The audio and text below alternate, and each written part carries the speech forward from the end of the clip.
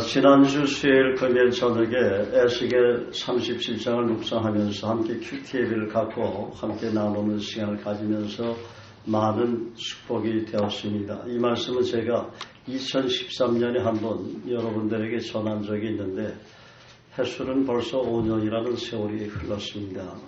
5년 만에 다시 이 말씀을 여러분에게 전하고자 하는 마음을 성령께서 제게 주셔서 오늘 이 말씀을 전하게 되었습니다. 지난주 금요일날 우리 호주의 이에나의 그 선교사 팀들과 이 말씀 함께 묵상하며 페이스북으로 같이 나누는 시간을 가졌는데 그날 호주의 그 선교사로 주님을 섬기고 있는 박팅결 자매에게 카톡으로 문자가 왔습니다. 목사님을 통해 에스겔 37편을 묵상하게 되니 감사합니다. 37편을 펼치는 순간 성령께서 강력하게 역사하심을 느꼈고 새로운 생기를 불어넣으심을 체험했습니다. 성령의 태어나심과 미래에 대한 소망과 성령께서 미래에 대한 소망을 알려주심을 기뻐하심을 다시 한번 깨달았습니다. 그분의 부여하심과 풍부하심으로 내 영을 충만하게 하여 내가 서 있는 곳이 생기있게 변하게 해야 되겠구나 하는 생각이 들었고 적용해야 되겠다는 다짐하는 시간이 되었습니다.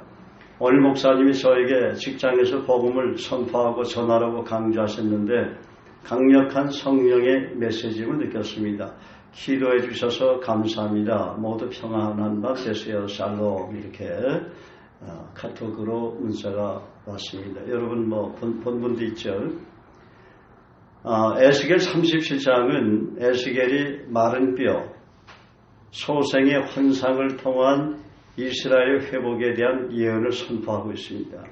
하나님은 바벨론의 침략으로 황폐해진 이스라엘을 측량할 길이 없는 무한하신 은혜로 다시 회복되어 풍요를 누리게 될 것이라는 실로 감격스러운 내용을 에스겔을 통해 지금 말씀하고 있는 것입니다. 이 예언은 1차적으로 당시 이스라엘 백성들의 최대 소망이었던 포로 귀환이 성취될 것을 말하고 있고 더 나아가서 그들의 종교적 정치적으로 회복된다는 것도 내포하고 있습니다. 한편 이러한 예언은 BC 539년에 바벨론 제국의 멸망, 또 3차에 걸친 포로기한 BC 537년, 458년, 444년, 또 스룹바벨의 성전의 건립 BC 기원전 516년, 또 느헤미야의 개혁 기원전 432년 등 일련의 사건들의 진행으로 성취되었습니다. 본문의 환상에서 등장하는 마른 뼈는 영적 생명력을 잃어버리고 무기력한 존재로 전락한 이스라엘 상태를 보여줍니다. 우리에게 전하는 메시지일 수도 있습니다. 영적인 생명력을 잃어버리고 무기력한 존재로 전락하면은 죽은 시체처럼 된다는 겁니다. 믿습니까? 명심해야 합니다. 아무리 한동안은 신앙생활을 아무리 잘해도 마른 뼈처럼 죽은 자처럼 이렇게 시체처럼 변하게 된다는 겁니다. 영혼이 메말라 가면 생기가 없어지는 겁니다. 그렇죠? 그래서 우리는 이 말씀을 정말 유념해서 들어야 합니다. 정신 바짝 차리시고 들으세요. 당시 이스라엘은 원수의 땅 바벨론에서 하나님의 백성으로서는 자격을 상실한 채 비참한 삶을 살고 있었습니다. 그들은 스스로 힘으로는 도저히 희생이 불가능한 절망적인 상태에 있었습니다. 그러나 이러한 비참한 현실 가운데 하나님의 역사가 임하자 마른 뼈가 소생하여 다시 큰 군대를 이루게 됩니다. 이는 우상숭배와 불순종으로 인해서 버림받을 수밖에 없었던 이스라엘이 다시 선민 이스라엘로 구속사의 주역으로 명예를 되찾고 위상을 회복하게 된다는 것을 예언하고 있는 것입니다.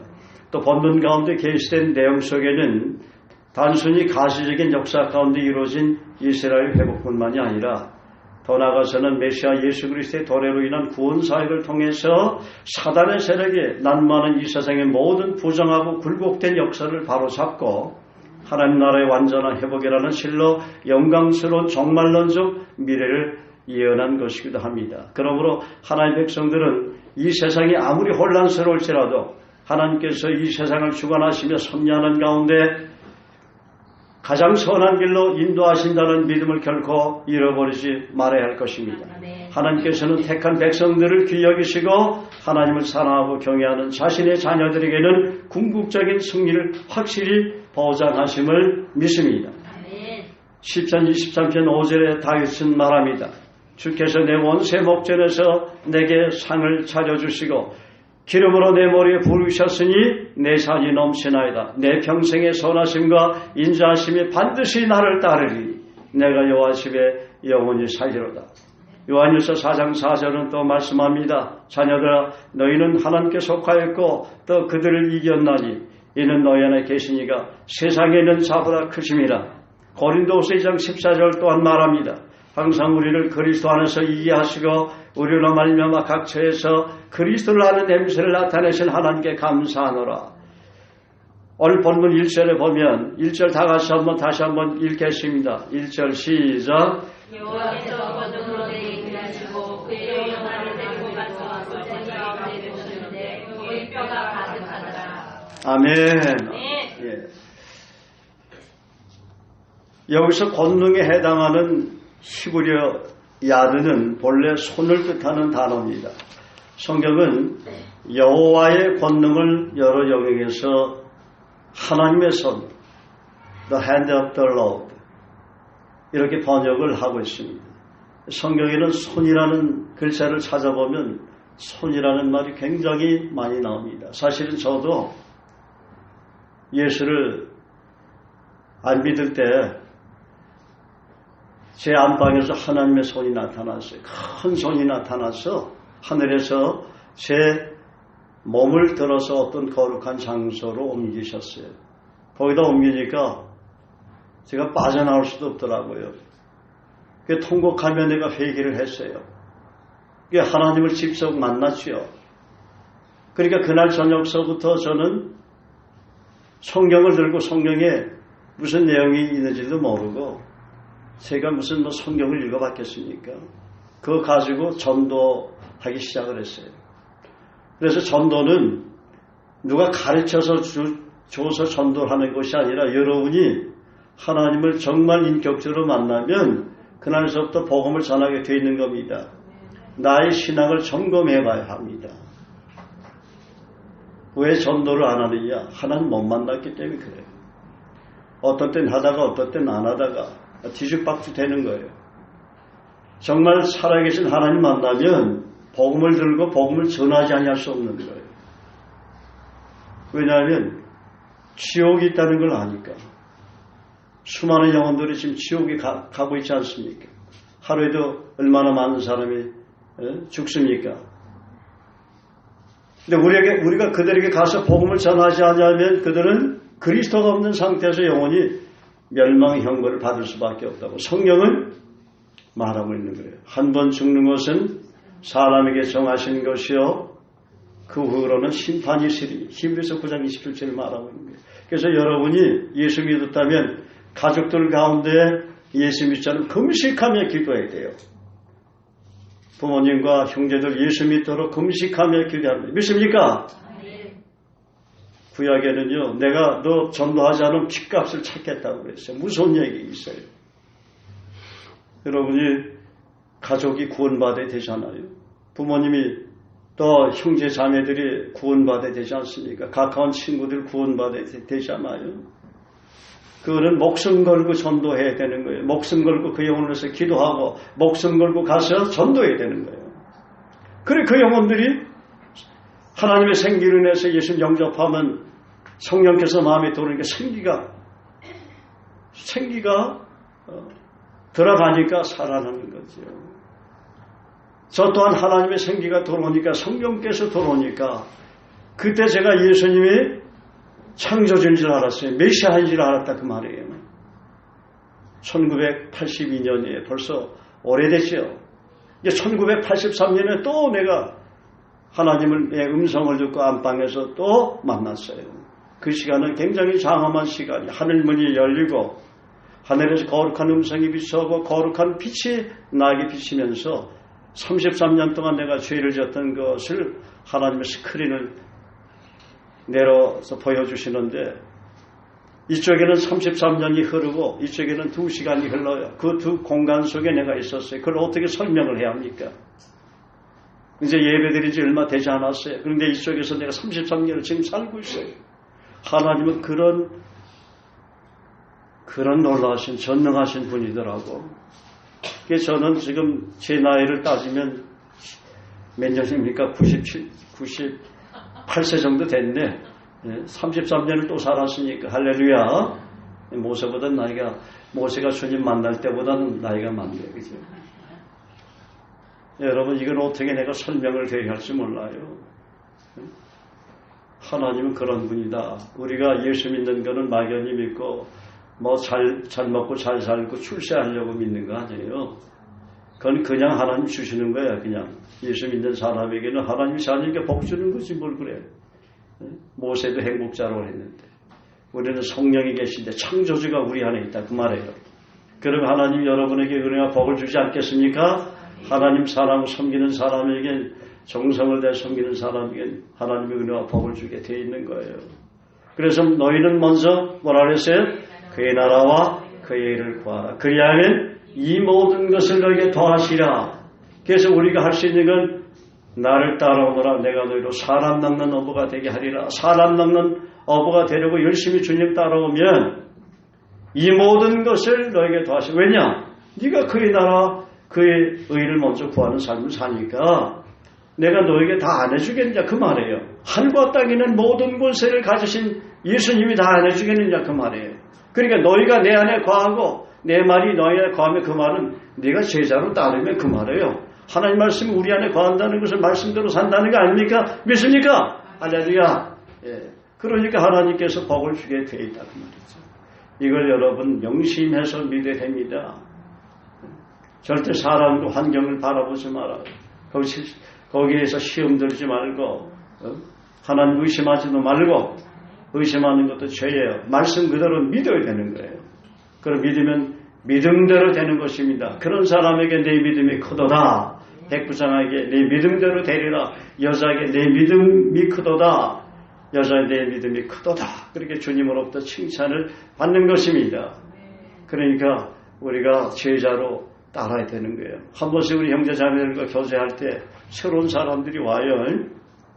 그러면은 처음부터 그런 메시지를 주시는 분이 있고 또 다른 곳에서 주님을 섬기다가 뭐 이사를 온다든지 우연히 우리 교회 오게 되면은 제자로 부른 사람이 있어요. 그런데 몇 번을 권면해도 제자로 따르지 않는 사람은 하나님의 때가 안 돼서 그렇게 생각할 수 있을지 모르겠지만은 별로 그 사람 사는 모습이 생기 없는 삶을 살고 있더라고. 별로 쓰임도 받지 못하고 직장이나 뭐 사업을 해도 제대로 안 돼. 왜냐하면 분명히 주님께서 제자로 불렀는데 제자로 안 따르니까 아무리 땀 흘리고 해봐야 되나 안 돼. 안 되는 거예요. 우리는 먼저 그의 나라와 그의 일을 구하는 삶, 제자로 따르는 삶을 살아야 될 줄로 믿습니다. 할렐루야. 우리 외교 형제 어제 그 아들이 돌이라 갔는데 보통 거기서 지나가는 사람들이 뭐 여러 가지 물건을 갖다 놓고 뭘 하나 지구라고 그러잖아. 두 번째 아들을 낳으면 딸이나 성경을 한 권 갖다 놓으세요. 작은 성경. 그래서 성경을 찍도록 기도를 하세요. 왜냐하면 그래야 큰 인물이 되는 겁니다. 할렐루야. 돈 지불하고 하지 말고.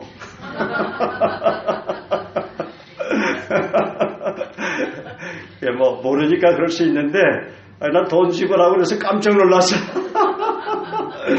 근데 어저께 거기 가서 좀 전도를 하려고 내가 회중들에게 그래서 하나님 여기 회중들에게 좀 전도 좀 하게 도와주십시오 하고 기도하게 해달라고 뭐 식사하는 사람 뭐 거기서 전도하기는 그렇고 그래서 기도하게 달라고 그러니까 외교 형제의 아들이 제일 먼저 내게 오더라고.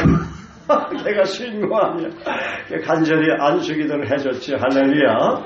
그래서 이미 걔는 뭐 연필 짓기 전에 안수기도를 받았기 때문에 내가 다니엘서 12장 3절을 주장하면서 선포하며 기도해서 지혜 있는 자는 궁상의 빛과 같이 빛날 것이요 많은 사람을 옳은 대로 돌아가게 한 자는 별과 같이 빛나리라. 그래서 분명히 앞으로 그 다니엘서 12장 3절을 암송하고 아들을 위해서 기도할 때는 이 약속대로 이루어달라고 기도하면 꼭 그렇게 되는 겁니다. 알겠어요? 절대 딴 생각하지 말고 우선 말씀 선포하고 기도해야 돼. 딴 생각하고 기도하고 이상한 말 자꾸만 하면 헛거에 되는 거예요. 말씀을 먼저 선포하고 기도해 그대로 이루어지는 거지. 아니 그 아이가 하늘의 지혜가 충만해지면 얼마나 좋겠어요. 그래 안 그래요? 그런 아이가 지혜 있는 자는 궁창의 빛과 같이 빛날 것이요 그랬단 말이에요. 많은 사람을 옳은 대로 돌아가게 한 자는 별과 같이 빛나면 많은 사람을 그리스도의 품으로 외교 형제 예수님 만나니까 새로운 삶을 살고 있잖아요. 그죠? 세상이 새롭게 변하잖아. 요즘 얼굴이 참 잘생겨 보여. 예. 할렐루야. 처음엔 좀 그렇더라고. 그런데 요즘 얼굴이 빛나요. 얼굴 봐도 귀여워, 내가 봐도. 예, 그렇죠. 빛이 나죠. 그러니까 절대 여러분, 얼굴 여러분 요즘 성형이 유행이라고 하는데 젊은이들은 절대 그 생각하지 마세요. 우리 형제 자매들 은혜 받을 때 보면 얼굴에 빛이 나고 얼마나 예뻐 보여. 잘생겨 보이고. 할렐루야. 우리 저 규배나 상훈이도 점점 잘생겨 보이고 있습니다. 할렐루야. 얼마나 감사한지. 예. 왜냐하면 늘 성경 교회 와서 예배도 드리고 성경 말씀 보고 같이 나누니까 그렇게 변화가 되는 거예요. 할렐루야. 예. 그래서 나는 좀 못생겼다 얼굴이 그렇게 생각하는 사람은 절대 그 생각하지 마세요.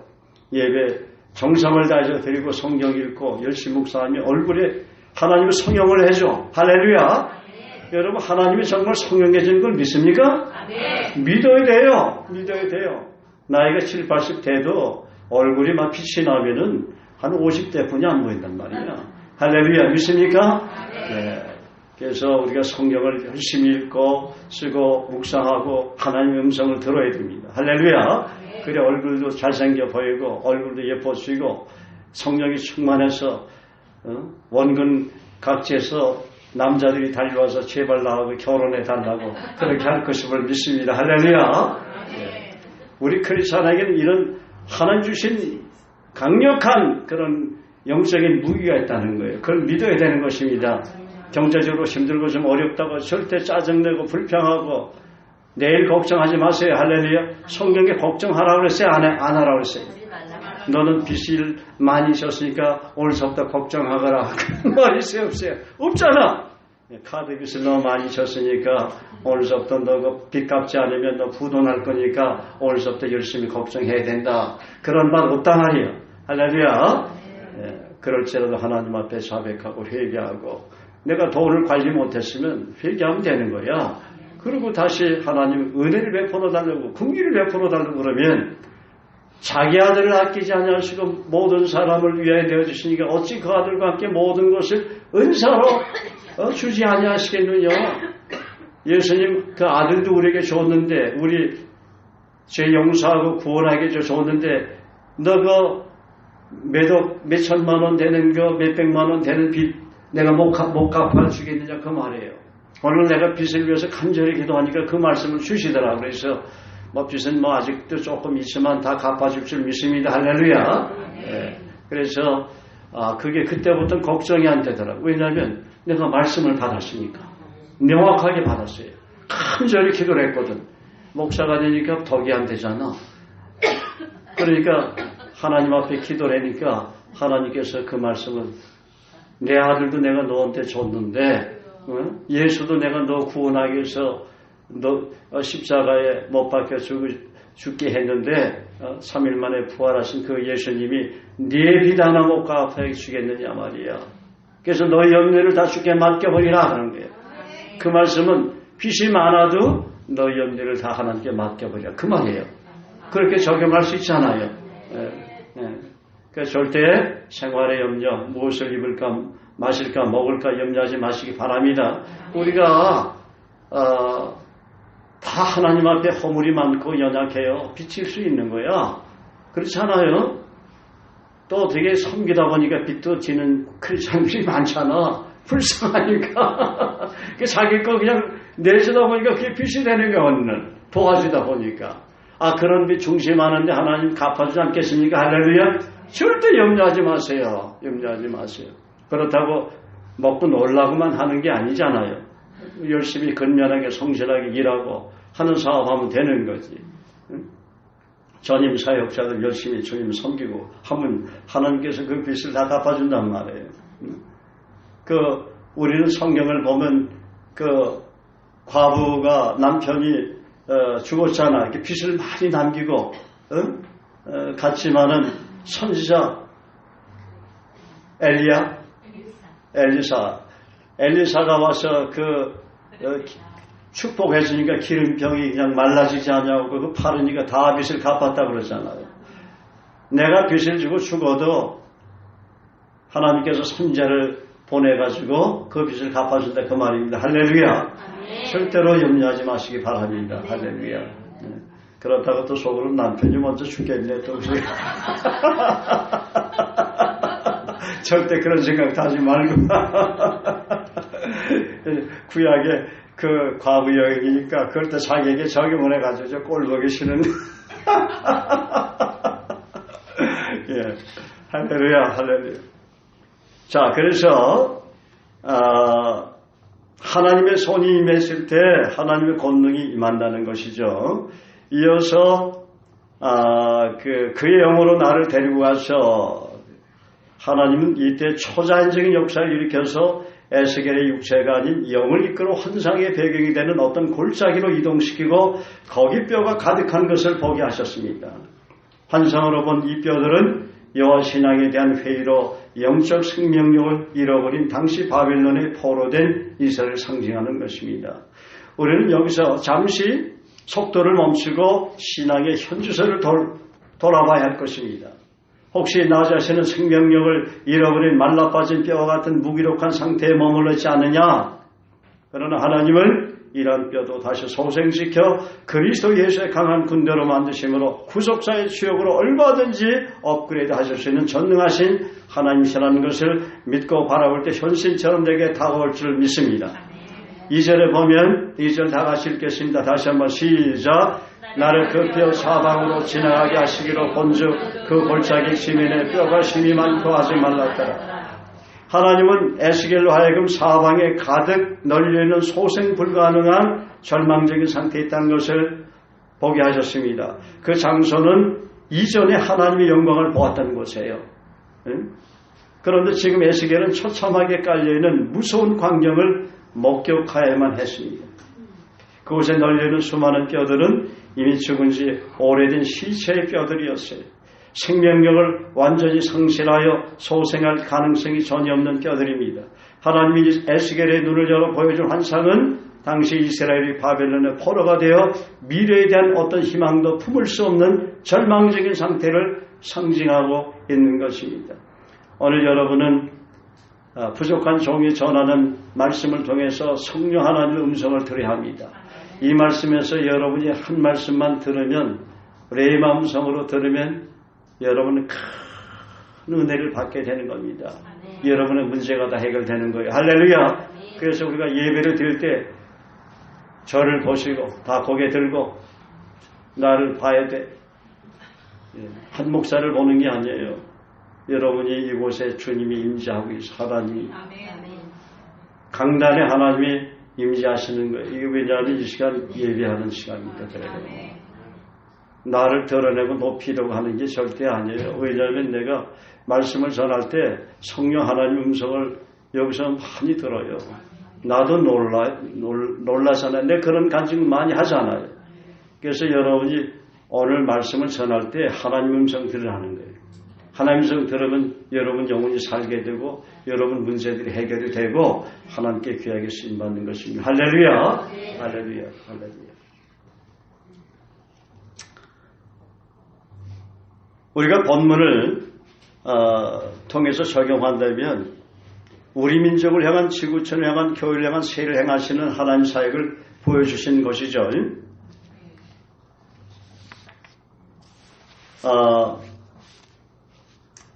첫째는 뭐냐면 에스겔 선지자를 통해서 일하시는 하나님의 사람의 영성과 사역이고, 두 번째는 하나님의 생기가 다시 살아나는 교회, 말씀 선포를 통해서 할렐루야. 세 번째는 한 사람이 하나님의 생기로 가득 차 있으면 수많은 죽은 영혼들이 살아나고 민족과 세계를 살린다는 거예요. 할렐루야. 우리 옆사람 뒷사람 축복하십시다. 당신은 하나님의 말씀의 생기로 가득 차 있음을 축복합니다. 당신은 하나님의 생기가 있습니다. 당신은 하나님의 권능의 생기가 있습니다. 마른 뼈 같은 사람도 다시 살리는 생기가 있습니다. 마른 뼈 같은 환경도 다시 회복시키는 놀라운 생기가 있습니다.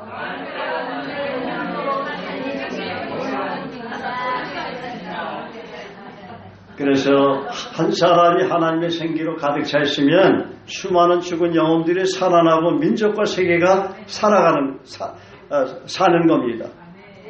이 말씀을 묵상하면서 감사한 것은 작년에 우리가 송구영신 예배를 드릴 때 주일 밤에 새해를 맞이기 위해서 우리가 송구영신 예배 드렸잖아요. 작년 2017년 12월 30일 날 드렸는데, 그때 제가 이사야 43장 18절 19절을 통해서 2018년도에 우리 교회와 우리나라에 새해를 행하시는 하나님의 말씀을 선포했습니다.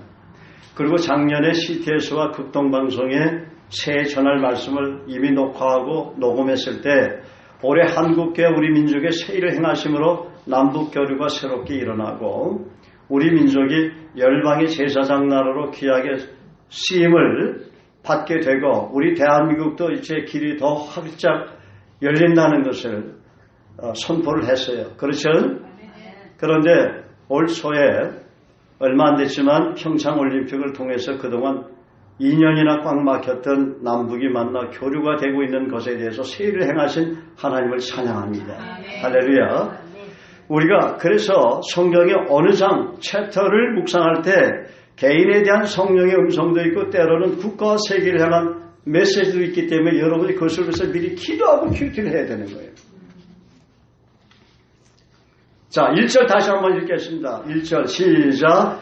여호와께서 권능으로 내게 임재하시고 그의 영으로 나를 데리고 가서 골짜기 가운데 두셨는데 거기 뼈가 가득하다. 첫째, 하나님의 사람은 여호와께서 권능으로 임재하심을 삶 가운데 경험한다는 거예요. 두 번째, 하나님의 영으로 인도함을 받는 거예요. 그래서 말씀을 많이 읽고 묵상하고 암송하면 로마서 8장 14절 약속이 이루어지는 것입니다. 무릇 하나님의 영으로 인도함을 받는 그들은 곧 하나님의 아니다. 그 말은 뭐냐면 성령께서 나의 삶을 구체로 인도하는 것인데 인도하는 것을 하나님의 생기로 가득 차도록 해서 인도한다는 그 말입니다. 할렐루야. 성령께서 나를 인도한다는 것은 막연한 게 아니고 하나님이 나를 인도하시겠지 그런 의미가 아니에요. 그런 의미도 포함되어 있겠지만 하나님의 생기로 내가 가득 차 있으니까 인도한다 그 말이에요. 할렐루야. 평소에는 말씀도 안 보고 묵상도 안 되고 안 하는 그 사람에게 성령이 인도하시겠어요? 자기의 자유의지가 하나님과는 정반대의 방향을 생각하고 있고 보고 있고 듣고 있는데 어떻게 성령께서 인도하십니까? 그건 아니죠. 하나님은 인간의 자유의지를 얼마나 존중하는지 아세요? 그렇기 때문에 내가 주도적으로 하나님 말씀에 포커스를 맞춰서 초점을 맞춰서 내가 주님 바라봐야 되는 거예요. 그래서 우리가 늘 주님 생각하고 주의 말씀을 듣는 훈련, 귀 있는 자는 성령께서 하시는 말씀을 들을지어다. 아멘. 그리고 우리의 손과 발이 하나님의 어떤 영광의 손과 발이 되도록 움직여야 한다는 거. 이걸 훈련해야 돼요. 늘 그렇게 되기는 힘들지만 훈련하면 됩니다. 할렐루야. 그 다음에 생기가 없는 죽은 뼈들이 가득한 곳으로 인도하실 받는 사람이에요. 여러분은 생기가 없는 죽은 뼈들이 가득한 곳으로 인도함을 받도록 하나님께서 여러분을 구원하시는 거예요. 할렐루야. 그래서 이 말씀 믿어야 돼요. 할렐루야. 1절을 반드시 외워야 되는 거예요. 그래서 1절을 제가 계속 반복해서 여러분에게 이게 굉장한 약속이거든요. 할렐루야. 한번 옆사람 뒷사람에게 축복합시다. 당신은 생기가 없는 죽은 뼈들이 가득한 곳으로 가서 기도해주고 복음 전하는 특별한 사명을 받았습니다. 영안이 열린 사람입니다. 당신은 누가 영적으로 죽어있고 병들어 있고 살려야 할지를 압니다. 할렐루야. 여러분 대단한 사람이라 그 말이에요. 할렐루야. 대단한 사람이라는 게 대단한 사람. 여러분 시시한 사람 아니에요. 비록 옷은 시시하게 입고 있을지라도 절대 시시한 사람 아닙니다. 얼굴은 시시하게 안 믿는 사람이 볼 때는 시시하게 생겼는지 몰라. 그래서 여러분 시시한 사람 아니에요. 여러분은 하나님의 승리가 있는 사람이에요. 다시 한번 축복합시다. 옆 사람. 당신은 하나님의 권력의 승리가 있는 사람입니다. 당신은 하나님의 거룩한 사람입니다. 당신은 그리스도의 대사입니다. 할렐루야.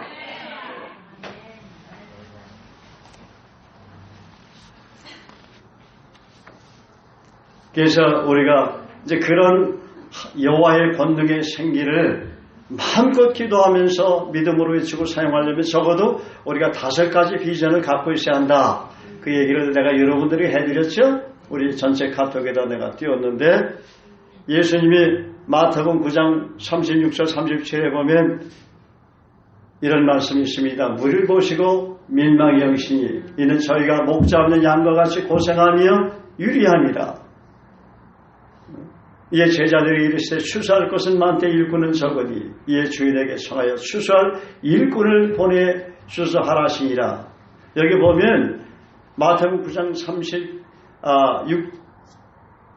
6절에서 7절에는 4가지 비전이 나오고 마태복음 10장 1절 이하에 보면 또 한 가지 비전, 5가지 비전이 나와요. 예수님이 보여준 5가지 비전이 뭐냐면 첫째는 무리를 보시고 영혼들을 보는 비전, 보는 비전을 갖고 있어야 돼. 두 번째는 민망히 여기시기로 했는데 민망히 여기는 비전은 원래 스프랑크소나이라는 말이에요. 헬라어로. 이 말은 창자가 끊어지는 듯한 고통으로 바라보느냐 그 말이에요. 영혼을 바라볼 때 구원받지 못한 영혼이니까 저 영혼이 어떻게 예수 안 믿다가는 지옥으로 갈 텐데 성경이 그렇게 증언하지 않습니까? 내가 뭐 거짓말해요? 내가 곧 길이요 진리요 생명이 나를 믿지 않고는 하나님께로 갈 자가 없다고 그랬어요. 하나님을 모르는 자들과 주 예수 그리스도의 복음을 복종치 않는 자들, 그건 그렇게 나와요. 주 예수 그리스도의 복음을 복종치 않은 자들은 흉보를 받는다고 그랬어요. 저들이 영원한 멸망에 흉보를 받으리로다 그랬어요. 무슨 말이에요? 지금 아무리 잘 먹고 잘 살고 대단한 사회적인 위치에 있어도 결국 지옥으로 가는 거야. 할렐루야. 그러니까 여러분 가족 구원이 먼저예요. 주변 친척 구원이 먼저고 친구들 구원이 먼저란 말이에요. 할렐루야. 여러분에게 그런 사명을 맡긴 거예요. 그러므로 너희는 가서 모든 족속으로 제자를 삼아 아버지 아들과 성령의 이름으로 세례를 주고 내가 너에게 분반 모든 것을 가르쳐 지키게 하라. 볼자가 내가 세상 끝날까지 너희 항상 함께 계시라. 세 번째는 목자 없는 양과같이 고생하며 유리하는 것을 보는 영적인 통찰력을 가져야 돼. 이런 영적인 통찰력을 가지려면 첫째 우리가 평소에 늘 알고 있는 그런 내용이죠. 내가 어디서부터 와서 어디로 가는지 저와 여러분은 알잖아요. 그걸 구체적으로 설명해주고 가르쳐주는 것이 성경이란 말이에요. 창세기 1장서부터 계시록까지는 어느 정도 우리가 알아야 돼. 확실하게 알면 더 좋지. 그래서 성경을 날마다 우리가 읽어야 되는 거예요. 묵상해야 되는 거예요. 이 은혜의 말씀을 읽고 듣고 그 기록하는 걸 지키는 자는 복이 있다고 그랬어요. 복이 있다. 그게 우리가 우선순위로 제자로서 삶을 살아가는 삶이에요. 아침에 일어나면 성경 먼저 펴야 돼. 읽고 묵상해야 돼. 일용할 양식은 그게 영의 양식이라는 말이에요. 우리가 기도도 디테일하게 응답받잖아. 외경제에게 얘기해줬다고 그러더라고. 디테일하게 기도하라고. 맞죠? 영의 사매가. 그러니까 디테일하게 여기자면은 내가 처음에 그 샵에 방문했을 때 그때는 예수를 안 믿었죠. 그죠? 축복 그대로 했는데 자기는 너무 그때 그 기도에 충격을 받았대요. 이렇게 목사님 이렇게 디테일하게 기도해 줄 줄 몰랐다는 거예요. 야, 기도는 이렇게 해야 되는구나. 그래서 자기가 그때 보고 배웠잖아. 그렇게 기도응답을 왜 많이 받느냐면 디테일하게 기도를 하기 때문에 많이 받는 거야. 막연히 기도하면 안 돼요. 중고 달라고 기도하니까 중고 주더라고. 그래 한 거예요. 어느 목사님도 중고 달라고 기도했대 하도 하나님께 죄송해가지고 그러니까 중고를 드려 다른 건 다 새 거를 줬는데 그래서 후회를 했대. 기왕이면 내가 새 거 달라고 기도할 걸. 하나님은 그런 하나님이란 말이에요.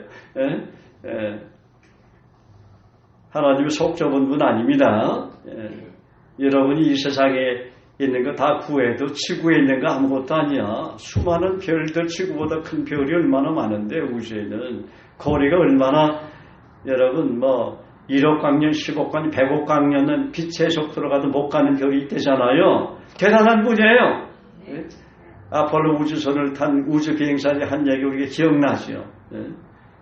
정말 하나님이 살아계시지 않으면 어떻게 지구가 너무 아름답다는 거야.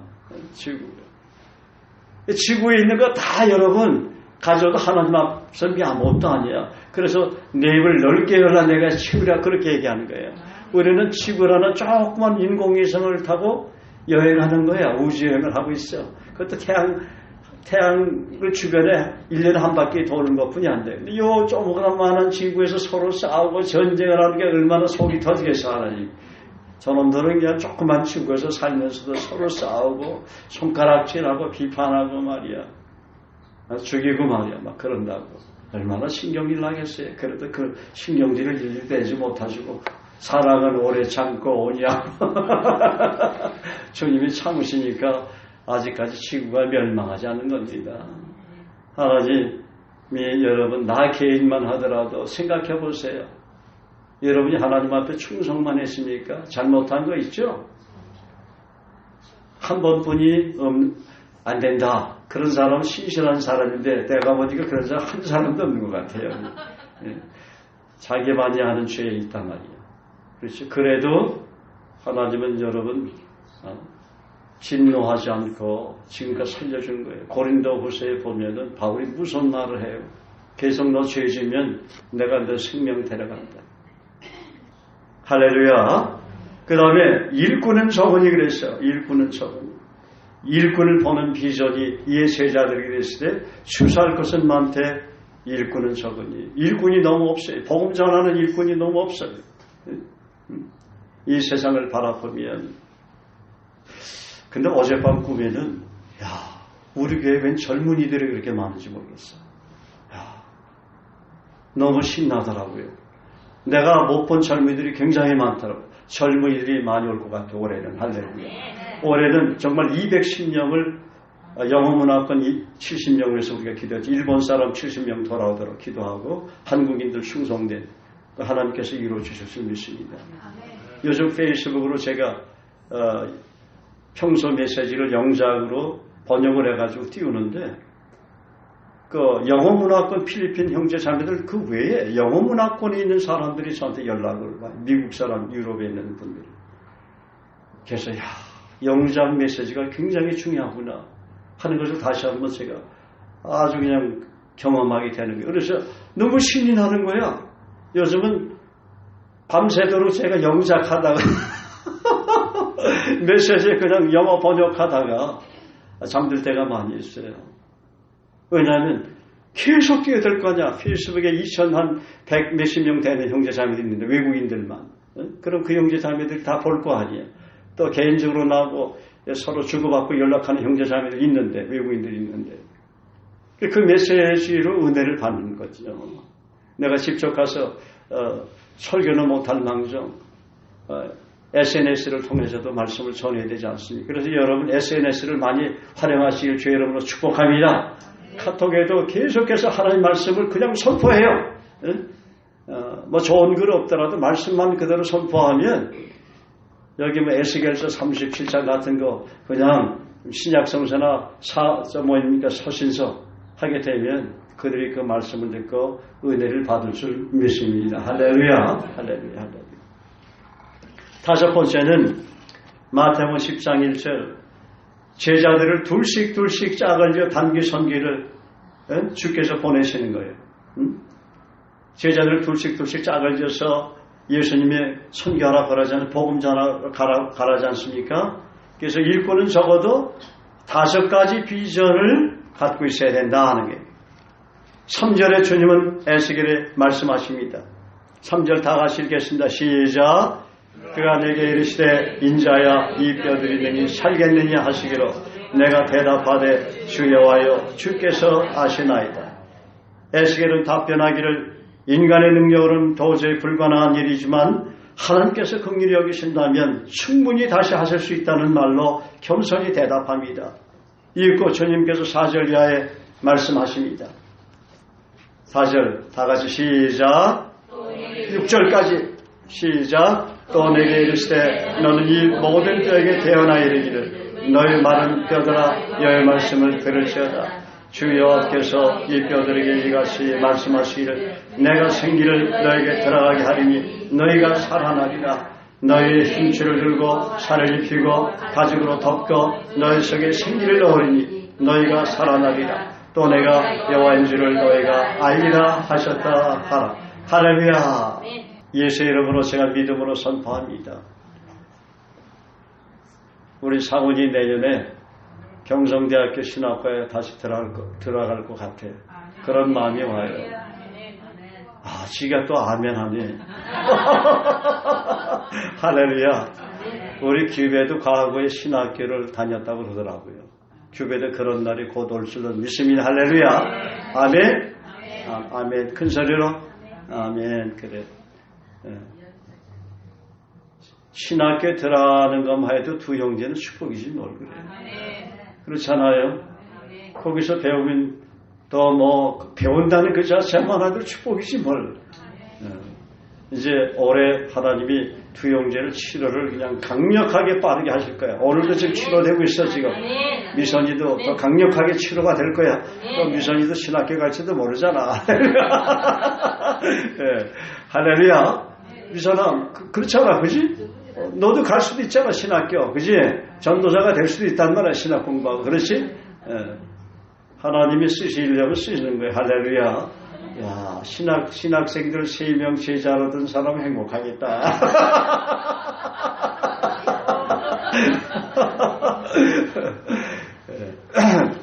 늘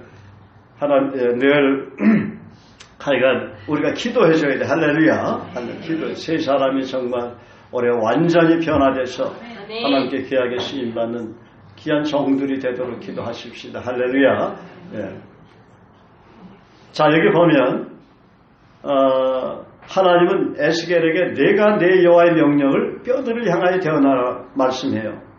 마른 뼈에게 생명을 부여하는 놀라운 사역의 주체가 바로 하나님이신데 하나님은 에스겔에게 대역의 사명을 맡긴 거죠. 선지자일지라도 단순히 하나님의 심부름꾼에 불과한데 하나님은 그 거룩한 사명을 에스겔에게 맡기신 거죠. 한편 생명력이 없는 전혀 없는 죽은 뼈일지라도 하나님 주신 말씀, 약속하신 말씀을 우리 그리스도인들도 예수 그리스도의 이름의 능력을 믿고 담대하게 믿음으로 선포하게 되면 반드시 살아나게 된다는 것을 암시한 것입니다. 5절에 보면 생기로 너에게 들어가게 하느니, 이 말씀은 우리가 자주 써먹어야 돼. 예수님의 이름으로 생기가 없는 형제 자매들, 예수 그리스도의 이름 안에 말씀의 생기, 성령의 생기로 너에게 들어가게 하느니 이렇게 선포하란 말이야. 예, 생기에 해당하는 히브리어는 뭐냐면 루하라는 말이에요. 루하우. 본래 호흡이나 바람, 기운, 용기 등 다양한 의미를 지닌 단어입니다. 이 말은 본문에서 어떤 대상에게 생명을 부여할 수 있는 능력을 가진 하나님의 손. 디모데후서 3장 16절에 보면 All scripture is God-breathed and is used for teaching, rebuking, correcting, and training righteousness라고. 거기 보면 God-breathed라는 말이 나와요. 이게 뭐냐면 하나님의 숨인데, 이 말씀은 창세기 2장 7절에 보면 하나님께서 인간을 흙으로 빚으시고 인간의 코에 생기를 불어넣으셨던 그 원어와 동일한 말로 사용되고 있습니다. 할렐루야. 그래서 NIV 성경은 God bless 디모데후서 3장 16절을 하나님의 호흡, 생기로 번역을 하고 있는 거예요.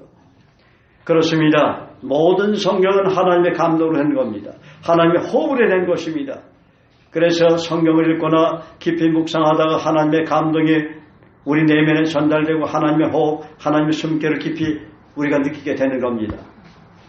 그래서 우리가 늘 하는 얘기지만 주의 말씀은 내 발의 등이요 내 길의 빛이라고 했고 요한복음 6장 63절은 살리는 것은 영이니 육은 무익하니라 내가 너에게 이런 말이 영이요 생명이라고 그렇게 말씀하신 것이죠. 그래서 성경을 읽다가 사람들이 주님을 인격적으로 만나 거듭나게 되는 하나님의 생기가 돌아와서 그런 거예요. 성령의 생기가 들어오니까 그 사람들이 거듭나게 되고 주님을 인격적으로 만나게 되는 것입니다. 할렐루야. 아직까지 주님 제대로 못 만난 사람들 성경 날마다 읽어야 되는 거예요. 언제 성경을 여러분이 열심히 읽었습니까? 그때는 하나님 은혜가 임하는 거예요. 내가 몇 년 전에 성경을 열심히 몇 독을 했는데 지금은 안 하고 있다고 그거 부끄럽게 생각해야 합니다.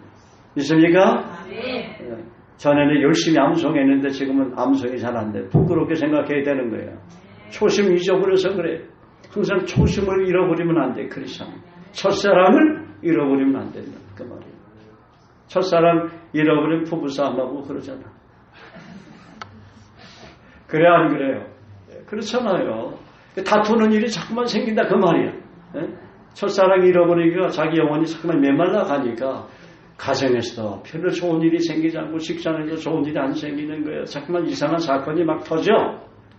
할렐루야. 이건 할렐루야는 아니야. 말씀이 은혜가 되니까 할렐루야. 네, 여러분에게 말씀을 드린 겁니다. 죄송스럽습니다. 자, 어찌됐든 사람을 살리는 것은 영인 하나님의 말씀입니다. 그러므로 말씀으로 병자도 치료되고 죽은 지 3일 된 나사로도 살아난 겁니다. 예수님이 우리 인간의 죄를 위해서 십자가 못 박혀 죽으시고 3일 만에 부활하게 된 것은 말씀이 육신이 되어 이 땅에 오셨기 때문에요. 그러므로 거듭난 그리스도로 말씀과 동일하신 주님 바로 성령님이 그 사람 안에 내주하시기 때문에 부활의 영광에 반드시 이르게 되는 것입니다. 성령이 들어오신 분은 절대 외출하지 않아요. 성령님은 여러분 안에 들어가시면 절대 외출하고 싶다고 나가지 않아요. 나 세계 여행 가고 싶다. 또 다른 사람에게 가서 돌봐야지 내가 너한테 하면 있느냐. 난 냄새나는 짓만 하고 있는데. 그렇게 하지 않는다는 거예요. 성령님은 내가 어제 우리 문진남 집사 보다가 자꾸만 운전하면서 하품을 하더라고. 그래서 내가 성령님은 졸지도 않고 주무시지도 않는단 말이야. 우리 머리털까지도 다 세시니까 그 약속을 주장해라. 그러니까 바로 시편 121편 약속을 주장하더라고요. 그러니까 잠이 금방 깼어. 그게 말씀의 위력이. 그래서 안 그랬어요. 잠이 깼잖아. 그러고 오다가 또 좋은 교세를 또 둘이 했단 말이에요. 할렐루야. 얼마나 감사한지. 그게 말씀이 그 위력이라는 말이죠. 그래서 여러분 운전하다가 졸리면 특별히 고속도로 운전하다가 졸리는 경우가 한 번씩 있잖아요.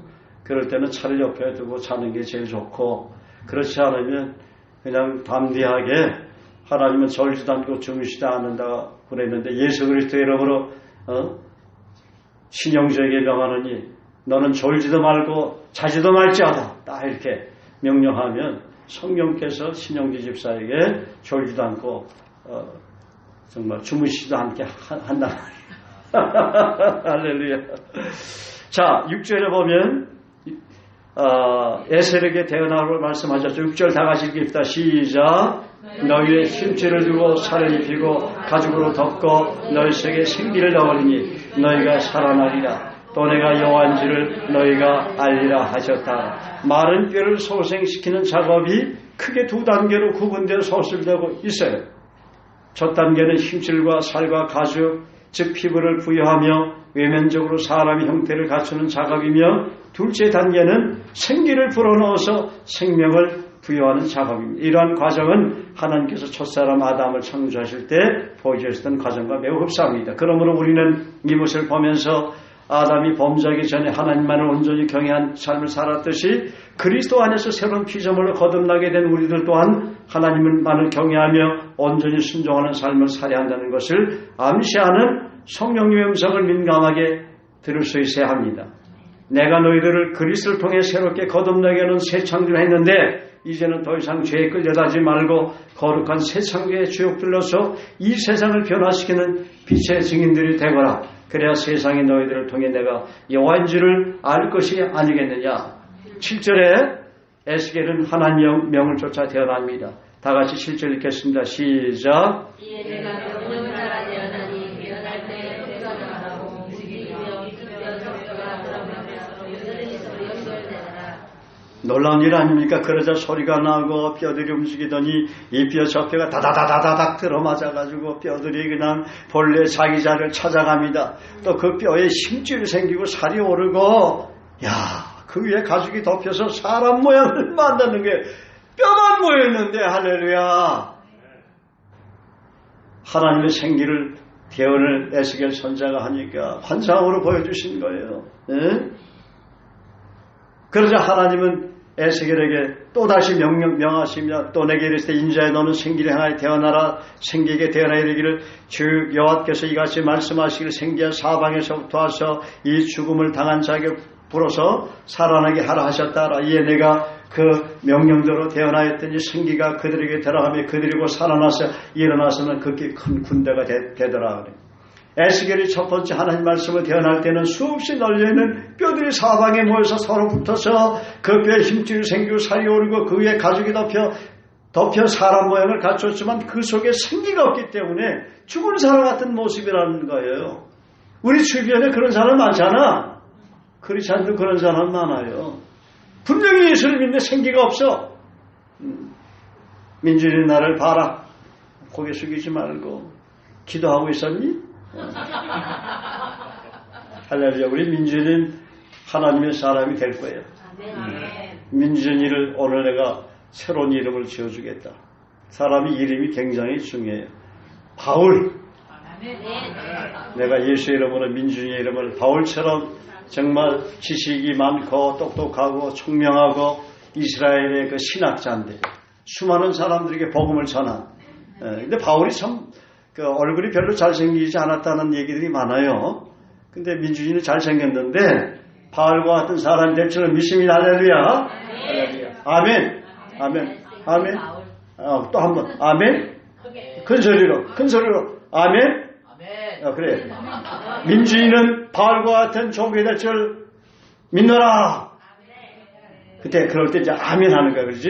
예수 그리스도 이름으로 민준이 망하나니 민준이는 사도벌 같은 훌륭한 인물이 될지니라. 아멘.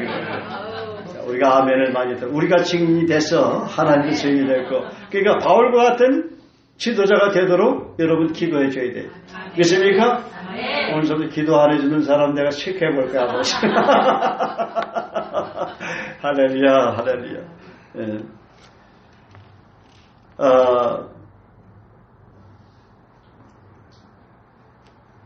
에스겔이 그 첫 번째 아까 다시 요것만 하겠습니다. 하나님 말씀 대언할 때는 수없이 널려있던 뼈들이 사방에 모여서 서로 붙어서 그 뼈에 힘줄이 생기고 살이 오르고 그 위에 가죽이 덮여 사람 모양을 갖췄지만 그 속에 생기가 없기 때문에 죽은 사람 같은 모습이었다고 그랬죠. 그러자 하나님께서 생기를 향하여 태어나라고 명하시는 것입니다. 그러자 그들이 살아서 스스로 일어나 큰 군대를 이루게 된 것이죠.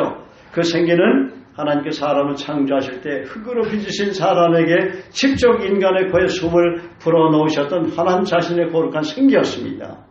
하나님은 그 거룩한 생기를 선지자 에스겔로 하여금 명령을 하도록 하셔가지고 사용하도록 겸손히 자신을 비우시는 거예요. 다시 말하면 나 여호와만 소유하고 있는 이 생기를 너 에스겔이, 너 성도들이, 내 자녀들이 죽은 시체를 명예를 다시 살리라 그 말이에요. 죽은 시체들처럼 보이는 그 죽은 영혼들 가가지고 담대하게 기도하고 여러분 말씀을 선포하면 그 영혼이 거듭나고 살아난다는 겁니다. 하나님은 자신의 생기를 자신이 쓰셔야 할 텐데 우리에게 맡겼다 그 말이에요. 이게 축복이 됩니까 안 됩니까? 그러니까 우리 입이 은혜스러워야 돼, 평소에. 덕 있는 말도 해야 되고, 남 비판한 말 절대, 그럼 생기가 약해져. 입이 은혜스러워야 되는데, 어떤 분 그 조동아리가 좀, 은혜스러워야 되는데, 그 조동아리가 그래가지고 무슨 하나님의 능력이 나타나겠냐. 그래, 안 그래요? 근데 나도 그렇지만, 이런 말을 해야 정신을 차리더라고, 대부분. 그게 찔끔할 거 아니야. 조동아리 잘못 놀린 사람 회개하시기 바랍니다. 이 시간. 정말 회개해야 돼, 회개해야 돼. 은혜스러운 입술이 돼야 되는 거예요. 하나님의 권능이 나타나는 입술. 불평, 불만, 비판하는 말, 안 된다는 말, 걱정하는 말 절대 하지 마세요. 그 생기가, 하나님이 주신 생기가 살아나겠어, 안 살아나겠어? 안 살아난단 말이야. 하나님은 여러분을 능력 있는 하나님의 종으로 사용하시기 원하신다. 그 말씀입니다. 하늘과 땅에 있는 모든 권세를 내게 주셨다고 그랬어요. 예수님이. 그걸 하늘과 땅에 있는 모든 권세를 사용하기 원하는 거예요. 예수님의 이름을 통해서. 말씀을 통해서. 할렐루야. 그래서 하나님은 예나 지금이나 한 영혼을 천하보다 귀하게 여기십니다. 왜냐하면 사람을 하나의 형상으로 창조했기 때문에 그래요. 그런데 자신의 형상을 닮은 거룩한 백성들이 하나님 떠나 죄를 범하고 영적으로 죽은 시체처럼 산다고 할 때 하나님의 마음이 얼마나 고통스럽고 괴롭겠습니까? 그러므로 내가 택한 백성 선민 이스라엘을 바벨론 포로에서 해방시켜 약속의 땅 본토로 귀환시켜 하기 위해서 선지자 에스겔로 하여금 환상을 통해 선포하게 하여 하나님이 하실 수 있는 일을 하나님을 경외하는 에스겔의 입의 선포를 통해서 지금 하고 계시는 겁니다. 다시 말하면 창조주가 창조주만이 할 수 있는 사역을 온전히 비우시고 한낱 인간 에스겔을 통하여 지금 그 일을 하고 계시는 거예요. 그는 선지자로 서었기 때문에 구약에는 선지자를 통해서 말씀하잖아요. 하나님의 명을 대언하지 않습니까? 그래서 이 말씀 우리는 묵상하면서 정말 창조주 하나님의 그 거룩하신 겸손을 찬양과 경배를 올려드립니다. 아멘. 그래서 예수님이 천국 보좌를 버리시고 낮고 천한 이 땅에 오는 거예요. 잘 들으세요. 저는 평신도 때 그렇게 훈련을 받았어요. 저를 도왔던 영적인 부모와 같은 분들이 리더십이죠. 그분들이 저를 섬겼어요. 나는 그분들 별로 섬긴 거 없어. 속만 세겠지. 무슨 말이냐면은 예수님이 높고 거룩한 영광만 받으신 그 하늘나라를 비우고 이 땅에 나서서 우리를 섬겼잖아요. 인자하는 것은 섬김을 받아야 함이 아니 도리어 섬기라고 자기 목숨을 많은 사람의 대성물로 주려 합니다. 그래서 교회에서 리더십에 있는 사람은 아랫사람을 섬기는 사람이 되어야 되는 거예요. 윗사람 됐다고 고개 뻣뻣하고 섬김 받으려고 하면 안 된다 그 말이야. 네? 믿습니까? 아랫사람이 섬기는 것은 본인들이 은혜를 많이 받고 성령의 감동이 되니까 섬기는 거 당연하죠. 자식 열심히 공부시켜서 훌륭한 인물 만들었으면 출세하면 성공하면 아니 출세하지 않더라도 부모에게 효도하는 건 마땅한 거 아닙니까? 그렇지만 은근히 섬김을 바라면 안 된다 그 말이야. 믿습니까? 그래서 교회에서는 윗사람이 아랫사람을 섬기는 거예요. 그걸 원칙으로 하시고 여러분 신앙생활 하시길 바랍니다. 그래 하나님이 여러분 축복하는 거예요.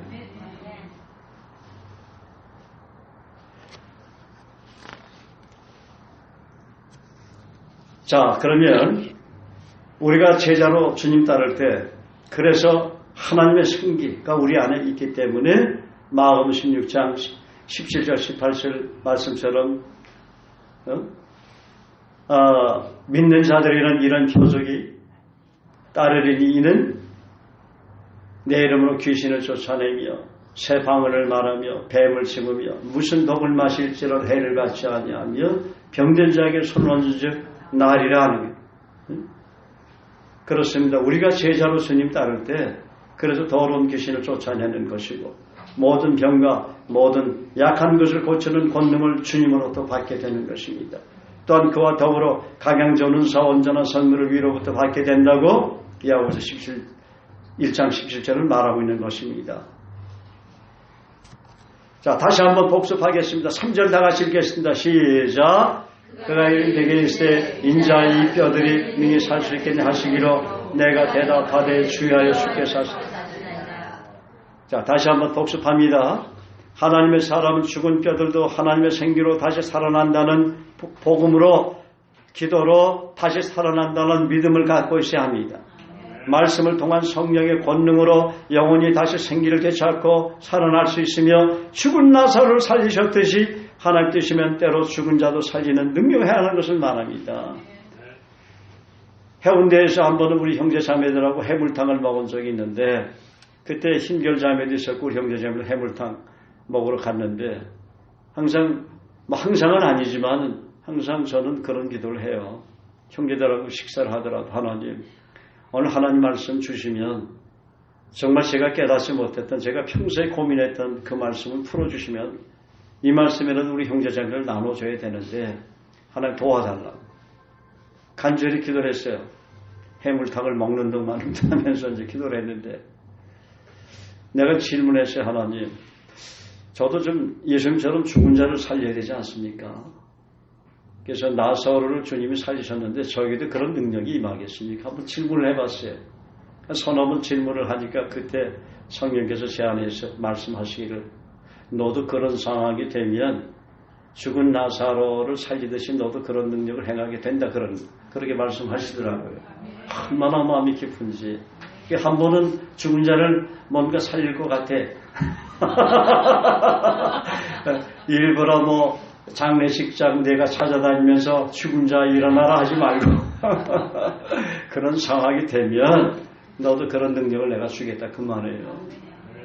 주님이 얼마나 지혜로운 분입니까? 그렇잖아요. 여러분 해운대 바닷가에 가가지고 나도 베드로처럼 무리를 건너가게 하십시오 하고 보드 타고 가다가 물에 빠지면 그 주님 시험하는 거 아니야? 주 너희 하나님 시험하지 말라 그랬잖아요. 주님이 오라고 하면 그 보드 타고 갔다가 떨어지면 돼. 그러면 바다 위를 걸을 수 있어요. 할렐루야.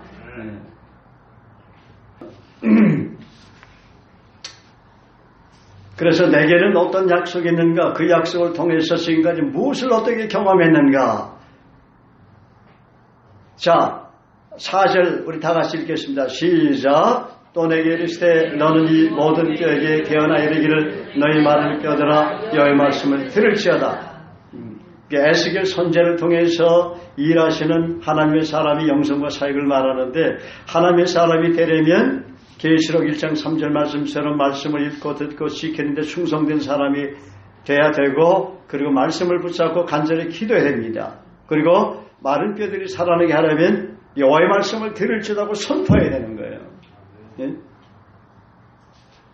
자, 5절 다시 한번 읽겠습니다. 시작. 주 여호와께서 이 뼈들에게 이같이 말씀하시기를 내가 생기를 너에게 들어가게 하리니 너희가 살아나리. 내가 예수 그리스도 이름으로 말씀의 생기를 들어가게 하리니 지금 너희가 살아나리라 하고 담대히 선포해야 된다 그 말입니다. 할렐루야. 6절 다시 한번 시작. 너희의 심취를 주고 살을 입히고 가죽으로 덮고 너희 속에 생기를 넣으리니 너희가 살아나리라. 또 내가 여호와인지를 너희가 알리라 하셨다. 구체적으로 선포해야 된다는 거예요. 마른 뼈에 힘줄을 주고 살을 입히고 생기를 넣어주는 구체적인 선포가 중요합니다. 그러므로 성령의 인도하심을 따라 구체적으로 기도해야 합니다. 7절 다 같이 시작. 이에 내가 명령을 따라 태어나니 태어날 때 소리가 나고 움직이며 이 뼈 저 뼈가 들어맞아 뼈들이 서로 연결되도록. 하나님의 사람은 주님의 명령을 따라 주님의 말씀을 태어나는 그리스도의 대사입니다. 하나님의 그 큰 일을 하나님의 자녀들에게 우리에게 맡겼다는 사실을 아시고 담대하게 믿음으로 예수 그리스도 이름으로 선포하시기를 주의 이름으로 축복합니다. 그 다음에 8절 시작. 내가 또 보니 그 뼈에 힘줄이 생기고 살이 오르며 그의 가죽이 덮이나 그 속에 생기는 없다. 생기가 왕성하게 생길 때까지 인내하며 기다려야 합니다. 또 내게 9절 시작. 또 내게 이르시되 인자야 너는 생기를 향하여 태어나라. 생기에게 태어나 이르기를 주 여호와께서 이같이 말씀하시기를 생기야 사방에서부터 와서 이 죽음을 당한 자에게 풀어서 살아나게 하라 하셨다. 그리스도는 말씀과 기도의 생기로 죽은 자를 살리는 사람입니다. 자, 10절 한 절만 더 읽겠습니다. 10절 시작. 이에 내가 그 명령대로 대언하였더니 생기가 그들에게 들어가며 그들이 꼭 자라나서 서는데 극히 큰 군대가 되리라. 그래서 영적인 큰 군대가 되도록 해야 됩니다. 그리스도 예수의 좋은 군사가 되도록 영향을 주는 리더십이 되어야 되는 것입니다. 할렐루야. 예, 이 말씀을 통해서 우리 민족이 이제 남북이 이제 올 초부터 교류가 됐는데 활발하게 교류가 이루어져서 남북 통일이 이제 머지않아 이루어질 줄 믿고 하나님을 찬양합니다. 우리에게 성령의 생기, 말씀의 생기, 기도를 통해 생기의 능력을 주신 또 예수 그리스도의 이름으로 믿고 선포할 때 생기의 능력을 주신 하나님께 감사와 찬양과 영광의 박수 한번 올려드리겠습니다. 할렐루야.